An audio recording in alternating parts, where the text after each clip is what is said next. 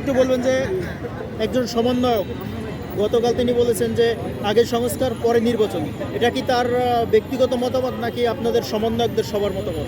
আমাদের সমন্বয়কের মতামত না, এর মতামত বাংলাদেশের জনগণের ভালোর জন্য মতামত। বাংলাদেশের জনগণ এরকম চাচ্ছে, বাংলাদেশের জনগণকে একটা সুষ্ঠু নির্বাচন দিতে গেলে অবশ্যই সংস্কার প্রয়োজন, এবং যেই যে জায়গাগুলোতে সংস্কার প্রয়োজন সেগুলোতে আসলে সংস্কার কমিশন গঠন করা হয়েছে।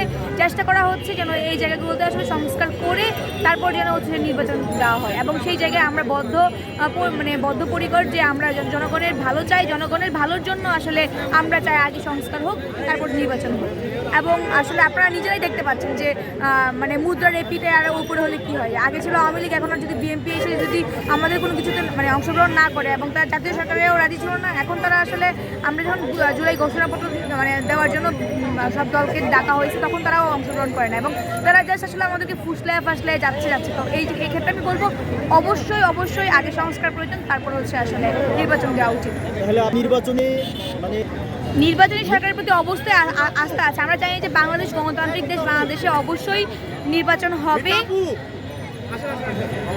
অবশ্যই নির্বাচন হবে, এবং সেই নির্বাচনে আসলে যারা ইন ফিউচার অংশগ্রহণ করবে তাদেরকেও আমরা যথেষ্ট সম্মান প্রদর্শন করি।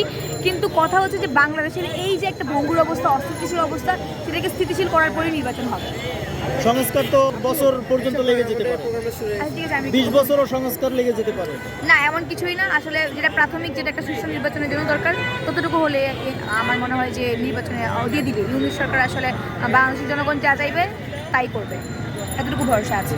ছাত্ররা, আমরা বাংলাদেশের ছাত্ররা বর্ষবরণী ছাত্র দলের পক্ষ থেকে এই যে নির্মম বাস্তবতা